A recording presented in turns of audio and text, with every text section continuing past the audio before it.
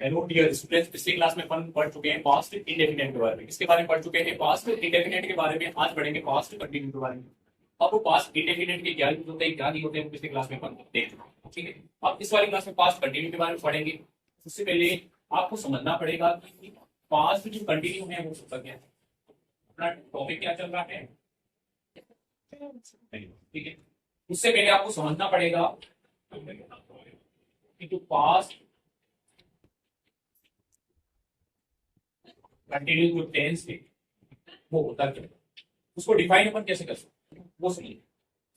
आपने हिंदी वाले सेंटेंस कहीं पे भी देखे होंगे। हिंदी वाले सेंटेंस ऐसे सेंटेंस जिनकी जो वर्ब होती है ना, उनके पीछे रात आप रही थी, रहे थे वगैरह आपने पहले भी देखे होंगे। वो वर्ड्स आते हैं तो अपन कहते हैं कि वो पास्ट करते हैं। बट इन इंग्लिश, इंग्लिश में अपना आइडेंटिफाई में उसको कैसे करेंगे, एडवर्ब के हिसाब से आइडेंटिफाई करेंगे। और मेन चीज ये है कि ऐसा कोई भी काम जो पास्ट के अंदर चल रहा था, किसी समय पे पास्ट के अंदर चल रहा था। जैसे कि मानो मैं वहां गया तो वो मॉर्निंग में गाना गा रही थी, कल मैं उसके घर गया तो वो लिख रही थी, कल मैं वहां देखा तो वो पढ़ रही थी, कल ये पढ़ा रहे थे, कल मैं वो पढ़ा रहा था।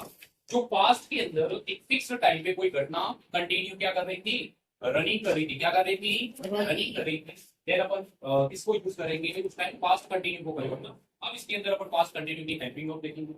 हेल्पिंग वर्ब के बाद अपन देखेंगे इसके अंदर मेन वर्ब कौन सी यूज होती है। उसके बाद अपन इनके सेंटेंस के टाइप्स देखेंगे, सेंटेंस की अफर्मेटिव, नेगेटिव एंड इंटरोगेटिव। चलिए अपन बात करते हैं हेल्पिंग वर्ब। इसकी हेल्पिंग वर्ब क्या रहेगी, पास्ट कंटिन्यू अपन पढ़ रखे हैं। इसकी दो हेल्पिंग वर्ब रहती है, कौन कौन सी। जो फर्स्ट होती है उसको बोलते हैं वॉज। फर्स्ट को क्या बोलते हैं, एंड सेकंड होती है उसको बोलते हैं वर्ब। सेकंड को क्या बोलोगे। अब वॉज का यूज कहां किया जाता है वो समझो। आपने पर्सन पढ़े, जितने भी थर्ड पर्सन सिंगुलर सब्जेक्ट किसी भी सेंटेंस का जो सब्जेक्ट है वो यदि सिंगुलर है तो आप किसका यूज करोगे, वॉज का। और ध्यान रखना है कि फर्स्ट पर्सन के अंदर जो आई आता है, पहले अपन फर्स्ट पर्सन आई के साथ में प्लूरल जो हेल्पिंग वर्ब है वो यूज करते थे, लेकिन आई के साथ में भी क्या यूज करोगे, वॉज यूज करोगे। ठीक है, इट इज यूज्ड टू, समझो इधर, it is used to with I and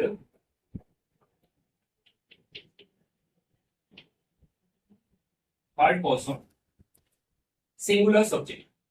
third person singular subject I के साथ यूज किया जाता है इसका, और थर्ड पर्सन सिंगुलर सब्जेक्ट के साथ। अब अपन वर्ब की बात करते हैं तो वर्ब का यूज कहां किया जाता है, फर्स्ट पर्सन। फर्स्ट पर्सन में कौन रेस्ट रहा, आई तो आ गया फर्स्ट पर्सन से। अब आई इसके अंदर कौन बच रहा, मी। कौन बचा फर्स्ट पर्सन, मी। फिर आता है सेकंड पर्सन। सेकंड पर्सन में कौन आता है, and third person, third person they. Third person कितने भी वो क्या होने चाहिए, प्लूरल होनी चाहिए। Third person plural subject. ठीक है, समझ में आया। वर्ब का यूज कहां किया जाता है, first person we, second person you and third person they. जितने और उसके बाद में प्लूरल जितने भी सब्जेक्ट होंगे उनके साथ में वर्ब का यूज करेंगे, और वर्ब का यूज करेंगे आई के साथ, थर्ड पर्सन सिंगुलर सब्जेक्ट के साथ। अब अपन बात करते हैं हेल्पिंग वर्ब की, तो बात होगी अब इसके अंदर बात करेंगे मेन वर्ब। इसकी बात करेंगे मेन वर्ब की बात करते हैं। इसकी मेन वर्ब क्या होती है, हमेशा जितने भी कंटिन्यू जो रनिंग वाले टेंसेस होते हैं उसके अंदर हमेशा आईएनजी फॉर्म लगती है। कौन सी फॉर्म लगती है, आईएनजी। इसके अंदर वर्ब की हमेशा फर्स्ट फॉर्म यूज होगी और साथ में आईएनजी यूज होगा। ठीक है, तो वर्ब की कौन सी फॉर्म यूज होगी, फर्स्ट फॉर्म के साथ में आईएनजी। ठीक है, ये आपको इतना कंसेप्ट ध्यान रखना है, ये बेसिक है। और अब अपन आगे वाला जो नेक्स्ट पार्ट है उसके अंदर अपन देखेंगे इनके जितने भी पार्ट्स है, अफर्मेटिव हो गया, नेगेटिव वर्ड, इंटरोगेटिव। ठीक है, तो नेक्स्ट वाले में देखिए अपन इसका अफर्मेटिव सेंटेंस क्या होगा। अब अपन पढ़ेंगे इसका अफर्मेटिव सेंटेंस। कौन सा सेंटेंस देखेंगे, अफर्मेटिव सेंटेंस। अफर्मेटिव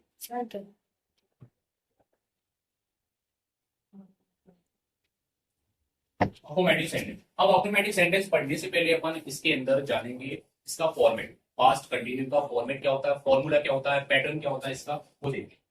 इसका जो फॉर्मेट रहता है वो देखो, सबसे पहले आपको यूज करना है सब्जेक्ट। क्या यूज करना है? सब्जेक्ट प्लस उसके बाद में इसकी हेल्पिंग वर्ब आ जाएगी, वॉज या वर्ब, प्लस वर्ब की फर्स्ट फॉर्म के साथ में क्या आ जाएगा? आईएनजी। उसके बाद आ जाएगा ऑब्जेक्ट एंड प्लस कोई एडवर्ब दे रखी है तो एडवर्ब आ जाएगा।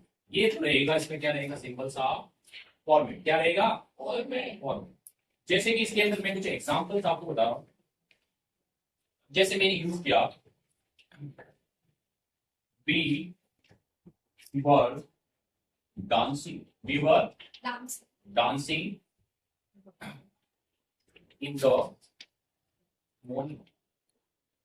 सुबह हम नाच रहे थे, we were dancing in the morning. तो यहाँ पे सेंटेंस को समझो, सुबह हम नाच रहे थे, कुछ टाइम पहले जो चीजें कंटिन्यू चल रही थी, अभी नहीं चल रही है, प्रेजेंट में नहीं चल रही है, कुछ टाइम पहले जो चीजें कंटिन्यू चल रही थी उनको अपन को ठीक है। वर्ब क्या है? अब वर्ब का यूज क्यों करा? क्योंकि वी क्या है? फर्स्ट पर्सन प्लूरल, यानी हम सब आगे, एक अकेला इंसान। ये सेंटेंस आया समझ में? एक और देखो, अब जैसे कि आप ये देखो, he was reading a book when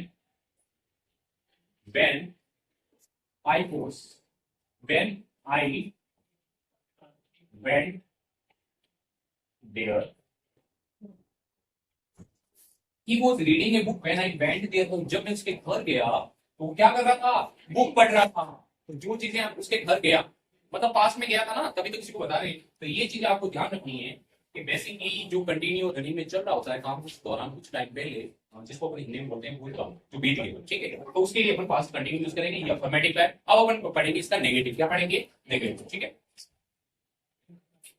stop कर दिया सेंटेंस। नेगेटिव सेंटेंस क्या रहता है वो आपको समझना है। Negative sentence.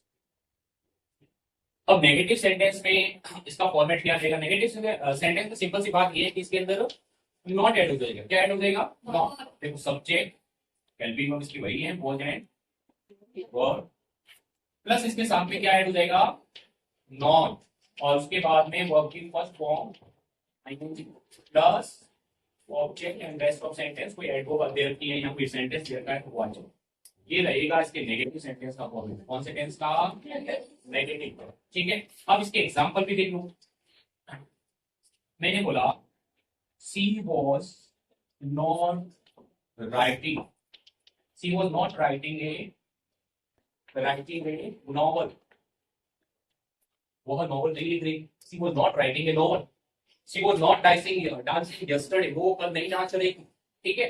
तो ये चीजें होगी वो नेगेटिव सेंटेंस में होगी। अब यहाँ पे देखो मैं इंट्रोगेटिव भी आपको यही समझा देता हूँ, उसको लिखवाने की जरूरत नहीं है। अब इंट्रोगेटिव आप इसका बनाओगे तो सीधा वॉज एंड वर्ब को क्या ले जाना है? सब्जेक्ट के पहले, और सब्जेक्ट आएगा जस्ट इसके बाद में, ठीक है। अब मैं पूछूंगा क्या आपको कल नाच रही थी, तो मैं ऐसे आपको इंट्रोगेटिव सेंटेंस इसका बनाएंगे तो क्या बोलूंगा मैं? वॉज सी डांसिंग यस्टरडे, और इंट्रोगेटिव सिंपल आ जाएगा।